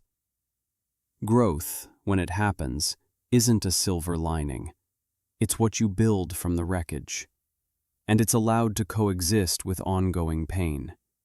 You can be stronger and still broken in places. Both are real. The cultural message around positive thinking is seductive because it promises control. If you just think the right thoughts, you can shape your reality. But that's not how reality works. You can't think your way out of grief or illness or injustice. You can't visualize away systemic problems or personal loss. What you can do is choose how you respond. And that choice doesn't require optimism. It requires presence. Positive thinking often functions as avoidance. It's easier to repeat an affirmation than to sit with why you don't believe it. It's easier to fantasize about success than to confront the boring, unglamorous work required. It's easier to tell someone to look on the bright side than to witness their pain. But ease isn't the same as effectiveness, and comfort isn't the same as growth. The people who navigate difficulty well aren't the ones who refuse to acknowledge it. They're the ones who see it clearly and act anyway. They don't wait for the anxiety to pass. They don't expect the sadness to lift before they engage. They feel what they feel and do what matters. That's resilience. Not pretending, not suppressing, just continuing. There's also this. Positive thinking places the burden entirely on the individual. If things don't work out, it's because you didn't believe hard enough. You didn't visualize clearly enough. You let negativity creep in. It turns failure into a moral failing. And that's not just inaccurate, it's unkind. Sometimes things don't work out because the world is unpredictable, because systems are broken, because bad things happen. And none of that is your fault. What you control is limited. You control your actions. You control how you treat yourself and others. You control whether you keep moving toward what matters, even when it's hard. But you don't control outcomes. You don't control other people. You don't control whether the universe cooperates with your plans. And pretending you do just sets you up for shame when things go wrong. The goal isn't to feel good all the time. It's to live in alignment with your values. And sometimes that means doing hard things that don't feel good. Having difficult conversations, facing fears, sitting with grief, trying again after failure. None of that requires positive thoughts. It requires commitment. Positive thinking also misses the value of negative emotions.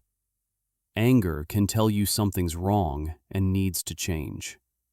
Sadness can deepen connection and signal the importance of what you've lost.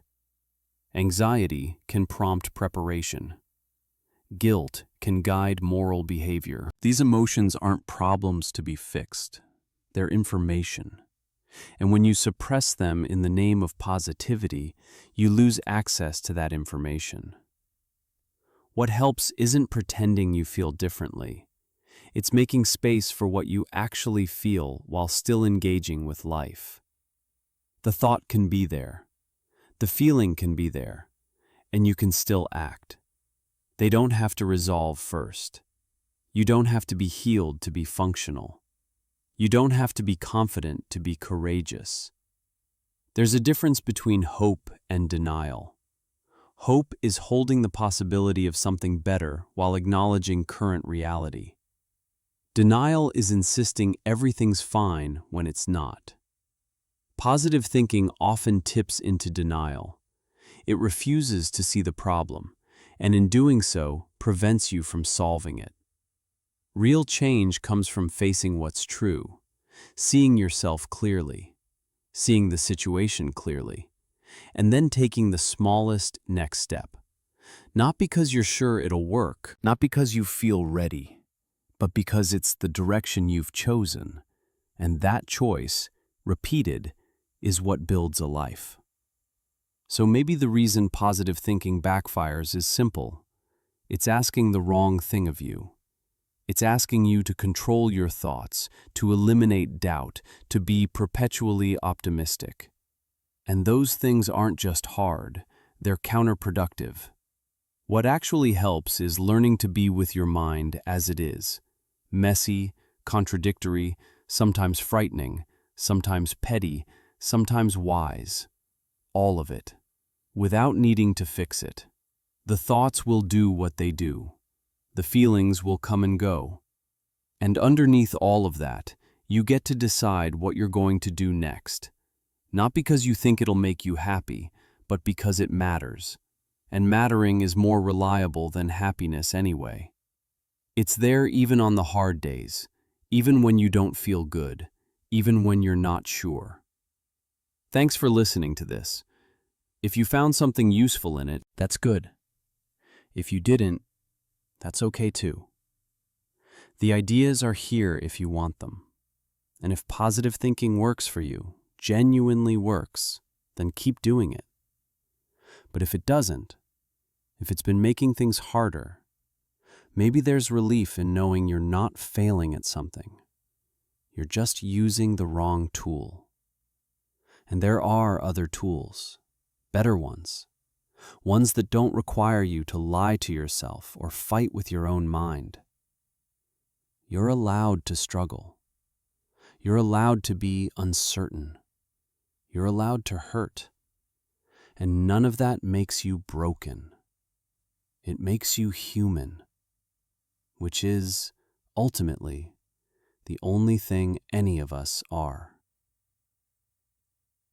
You've been told your whole life that thinking positively will make things better. Stay optimistic. Visualize success. Don't dwell on the negative. And maybe you've tried it. Maybe you've repeated affirmations in the mirror, imagined your perfect future, pushed away worries and doubts. And maybe, instead of feeling better, you felt worse, more anxious, more stuck, like you were failing at something that's supposed to be easy. Here's the thing. Positive thinking backfires. Not always, not for everyone, but often enough that the advice deserves serious scrutiny. The mechanisms are clear. Suppressing negative thoughts makes them more intrusive. Fantasizing about success drains the energy you need to achieve it. Setting sky-high expectations guarantees disappointment. And forcing yourself to feel good when you don't creates a gap between your inner experience and your outer performance that's exhausting to maintain. So, what actually helps? Let's cut straight to it. First, stop fighting your thoughts. When you try to suppress an unwanted thought, your brain has to monitor for that thought to make sure it's not appearing. And that monitoring keeps the thought active. It's like trying not to think about a white bear. The harder you try, the more the bear shows up. This is Daniel Wegner's ironic process theory, and it's one of the most replicated findings in psychology. The solution isn't to think harder or push harder, it's to stop pushing. Let the thought be there. Notice it. Don't engage with it, but don't fight it either. It's just mental noise. The more you treat it as dangerous, the more power it has. Second, if you're going to visualize the process, not just the outcome. Gabriella Oettingen's research shows that people who indulge in positive fantasies about achieving their goals actually do worse than people who think realistically about obstacles. Why? Because the fantasy gives you a premature reward. Your brain gets a hit of satisfaction as if you've already succeeded, and your motivation drops. But here's what works: mental contrasting. You imagine the desired outcome, then immediately shift to imagining the obstacles in your way. Not to discourage yourself, but to activate your nervous system. Your body realizes there's work to be done, and then you make a plan. If this obstacle shows up, then I'll do this specific thing. That's an implementation intention, and it doubles your chances of follow-through because you're not relying on willpower in the moment. You've already decided. Third, lower your expectations. Not in a cynical way, in a calibrated way. Unrealistic optimism sets you up for emotional whiplash. You expect everything to go perfectly, and then when reality delivers something merely good, it feels like failure. Bronze medalists are happier than silver medalists because they're comparing themselves to fourth place instead of first. Your reference point determines your emotional response more than the outcome itself. So set realistic expectations. Expect challenges. Expect setbacks. And when things go better than you anticipated, you'll actually feel the win. Fourth, stop using affirmations if they make you feel worse. Research shows that people with low self-esteem feel worse after repeating positive statements about themselves because the affirmation highlights the gap between what they're saying and what they believe. It's cognitive dissonance. Instead, try self-compassion. Don't tell yourself you're amazing. Tell yourself that you're struggling, and that's okay. Treat yourself the way you'd treat a friend who's having a hard time. Acknowledge the difficulty without requiring yourself to feel differently about it. Self-compassion doesn't create that painful gap. It meets you where you are. Fifth, if you're anxious, don't try to relax. This sounds counterintuitive, but for some people, especially those who use defensive pessimism as a strategy, trying to calm down disrupts their natural coping mechanism. Defensive pessimists perform better when they anticipate problems and mentally rehearse failure scenarios. The worry drives preparation. Telling them to relax sabotages that. If anxiety helps you get ready, use it. Make lists. Plan for contingencies. Let the anxiety fuel action instead of fighting it. Sixth, accept that you don't need to feel ready before you act. One of the biggest traps of positive thinking is the idea that you have to feel confident or motivated before you can do the thing. But action often comes first. You act and the feeling follows. This is the core of acceptance and commitment therapy. Your thoughts and feelings are passengers. They're along for the ride. But they don't have to drive. You can feel scared and still show up. You can doubt yourself and still try. The key is psychological flexibility, not positive emotion. Seventh, if someone's in pain, don't tell them to look on the bright side. Toxic positivity invalidates real emotions. When you respond to someone's distress with a platitude, you're saying their feeling isn't acceptable, and that damages trust. What people actually need is to be heard. Just sit with them. Acknowledge that it's hard. Don't try to fix it. Don't rush them to the other side. Witnessing pain is more valuable than deflecting it, and people are more likely to move through difficulty when they feel seen in it, not dismissed. Eighth, understand that post-traumatic growth is real, but it's not a requirement. Some people do find new strengths, deeper relationships, or revised values after trauma. But that growth doesn't erase the trauma. It coexists with ongoing pain, and it's not something you can force. Telling someone their suffering will make them stronger is cruel when they're still in the wreckage. Growth, when it happens, comes from the slow, painful work of rebuilding meaning. It's not a silver lining. It's what people manage to salvage. And sometimes there's nothing to salvage. Sometimes trauma just breaks things. And that's a reality we have to accept. Ninth, recognize that positivity is often a defense against vulnerability. When someone shares something difficult and you immediately try to make it better, you're managing your own discomfort, not theirs. You're avoiding the helplessness of sitting with pain you can't fix. But real connection requires sitting with that discomfort. It requires letting people be messy and sad and angry without needing them to be fine. Brené Brown talks about this. Vulnerability isn't weakness, and the refusal to witness it is. 10th, use your negative emotions as information. Anger tells you something's wrong. Sadness signals loss. Anxiety prompts preparation. Guilt guides moral behavior. These aren't malfunctions, they're signals.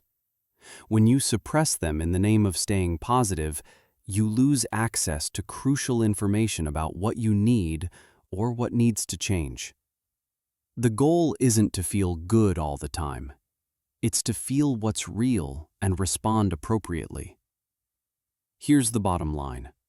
Positive thinking asks you to control your internal experience, to eliminate doubt, suppress fear, and maintain optimism, regardless of circumstances. And for most people, that's not just hard, it's counterproductive.